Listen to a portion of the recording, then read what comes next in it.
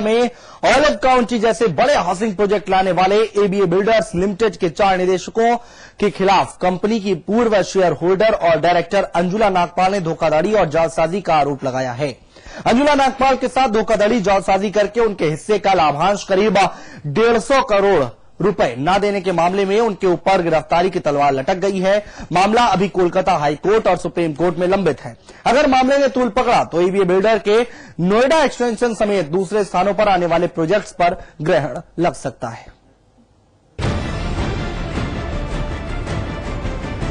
हेराफेरी, धोखाधड़ी और जालसाजी का ये मामला राजनीतिक परिवार से ताल्लुक रखने वाली अंजुला नागपाल से जुड़ा है। उनके पति हरीश नागपाल पूर्व सांसद हैं, जबकि देवर देवेंद्र नागपाल अमरोहा से सांसद। अंजुला नागपाल की माने तो वो कोलकाता बेस्ड एबीए बिल्डर्स की 2005 में साझेदार और निदेशक बनी थीं। उनके अलावा कोलकाता निवासी राम अवतार, राम सिसरिया, नोएडा के पुष्पहास अग्रवाल, प्रीतमपुरा दिल्ली के जय किशोर तोतलानी और विकास मार्ग नई दिल्ली के निवासी अमित मोदी कंपनी के पहले से निदेशक थे। अंजुला नागपाल का लाभ में हिस्सा 25% दर्शाया गया, लेकिन दोनों प्रोजेक्ट ऑरेंज काउंटी और ऑलिव काउंटी के पूरा होने पर भी उनको लाभांश नहीं दिया गया। मुझे किसी भी खाते या निर्माण के बारे में कोई जानकारी नहीं दी, जबकि मैं एक एमओयू के मुताबिक 25% फायदे की हकदार हूँ उसमें। एबीए बिल्डर्स लिमिटेड के गाजियाबाद के प्रोजेक्ट्स को देख रहे कंपनी के पूर्व महाप्रबंधक सुरेश नागपाल का कहना है कि एबीए बिल्डर्स ने कभी ईमानदारी से काम नहीं किया और हमेशा से मिसमैनेजमेंट किया। जब उन्होंने अंजुला नागपाल के साथ हो रही धोखाधड़ी और जालसाजी को लेकर आवाज उठाई तो कंपनी निदेशक उनके खिलाफ हो गए। जब उसका मैंने पर्दाफाश करना शुरू किया, उनको बार बार कहना शुरू किया गलत हो रहा है, कल को प्रॉब्लम हो जाएगी, तो उन्होंने मेरे को वहां से 2010 में निकाल दिया। एबीए बिल्डर्स ने जब लाभ की करीब 150 करोड़ रुपए की धनराशि अंजुला नागपाल को नहीं दी तो अंजुला नागपाल ने इंदिरापुरम थाने में एफआईआर दर्ज करा दी, लेकिन गाजियाबाद की इंदिरापुरम थाना पुलिस ने लापरवाही बरतते हुए इस मामले में कोई भी गिरफ्तारी नहीं की। उधर कंपनी के 4 निदेशक इसके विरुद्ध हाई कोर्ट चले गए और अंजुला नागपाल के फर्जी हस्ताक्षर करके डायरेक्टरशिप से रिजाइन पेपर और सेटलमेंट पेपर दाखिल कर दावा किया। वहीं अंजुला नागपाल इसे पूरी तरह से फर्जी बता रही हैं। इस मामले में पुलिस ने तेजी दिखाते हुए उन्हीं फर्जी कागजातों के आधार पर फाइनल रिपोर्ट लगा दी। सीजेएम कोर्ट गाजियाबाद ने 10 मई 2013 को अंजुला नागपाल बनाम राम अवतार जैसे मामले में फाइनल रिपोर्ट को निरस्त कर दिया। मेरे हिस्से 150 करोड़ रुपए आता है, उन्होंने मुझे नहीं दिया। मैंने इंदिरापुरम थाने में एमओयू के मुताबिक पैसा न देने और धोखाधड़ी का केस और जाली हस्ताक्षर की एफआईआर करानी चाहिए, लेकिन वहां की पुलिस ने इस पर कोई कार्रवाई नहीं की, बल्कि मुझ पर ही और एफआईआर लगा दी और जिसे गाजियाबाद सीजेएम कोर्ट ने निरस्त कर हैदराबाद से जांच के आदेश दिए हैं। तो वहाँ पे हर एक तरीके की हेराफेरी होते हुए मैंने देखा है। जो माल की खरीद फरोख्त होती थी, मिसमैनेजमेंट की, इवन बाप के सिग्नेचर बेटा भी कर लेता था वहाँ पे। हर एक तरीके की मिसमैनेजमेंट की थी, जो कि कंपनी के नॉर्म्स के अकॉर्डिंग बिल्कुल भी नहीं थी। अंजुला नागपाल ने अपने साथ हुई धोखाधड़ी को लेकर 21 सितंबर 2010 में कंपनी लॉ बोर्ड कोलकाता में एबीए बिल्डर्स के डायरेक्टर के खिलाफ मिसमैनेजमेंट का अभियोग दर्ज कराया, जिसका निस्तारण 13 सितंबर 2012 को कंपनी लॉ बोर्ड ने ये कहते हुए किया कि सेटलमेंट के दस्तावेज फर्जी हैं और उसको खारिज कर दिया और अंजुला नागपाल के पक्ष में फैसला किया। जिसके बाद एबीए बिल्डर्स के डायरेक्टर कोलकाता हाई कोर्ट चले गए।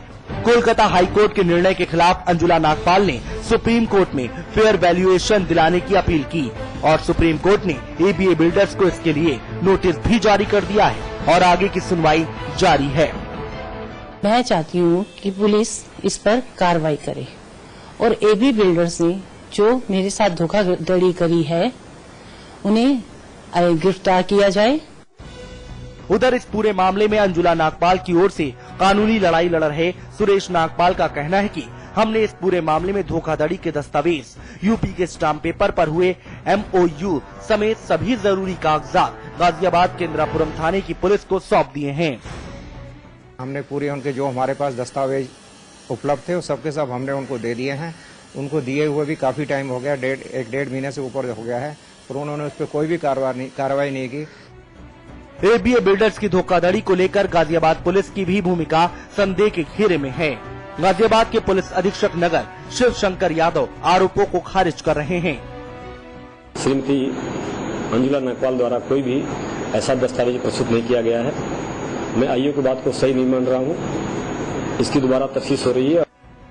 अंजुला नागपाल और एबीए बिल्डर्स के बीच कानूनी लड़ाई सिर्फ गाजियाबाद तक सीमित नहीं है, बल्कि कंपनी लॉ बोर्ड कोलकाता उच्च न्यायालय और सुप्रीम कोर्ट तक अलग अलग मामलों में सुनवाई चल रही है।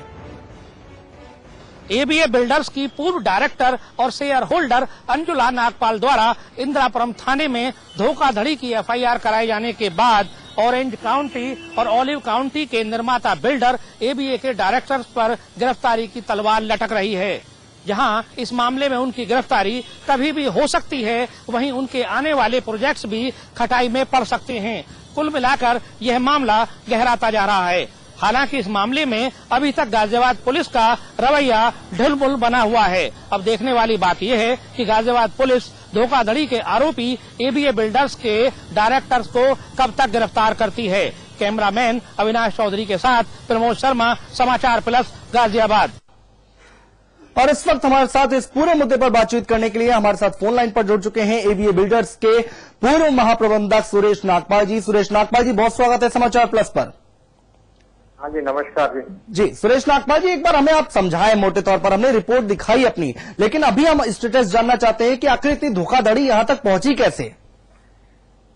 ये सब इन्होंने हर तरीके के हथकंडे अपनाकर आर्थिक लाभ लेने के लिए पूरे हथकंडे अपनाए ताकि उनको पूरा आर्थिक लाभ मिल सके। 30 अक्टूबर को इनके जाली हस्ताक्षरों की रिपोर्ट कलकत्ता में आई, सीआईडी डिपार्टमेंट ने सबमिट की और इनको एकदम उसका भय इतना लगा कि 31 अक्टूबर को इन्होंने अग्रिम जमानत के लिए उस कलकत्ता उच्च न्यायालय में अपनी गुहार लगाई और उसमें उनको एक कंडीशनल सशर्त जमानत मिली, अग्रिम जमानत उनको मिली और वो जमानत की कार्रवाई अभी भी उस तरीके से पूरी उन्होंने नहीं की और ना ही वो वहां पे पुलिस में गए। सिर्फ हर तरीके के आर्थिक हथकंडे, आर्थिक लाभ के लिए हथकंडे अपना रहे हैं और इनका हमेशा से यही रवैया रहा है। यहाँ गाजियाबाद में भी हमने जो पूर्व आईओ थे उनका यहाँ से तबादला हो चुका है, उनको अंजुला जी के सिग्नेचर दे दिए थे।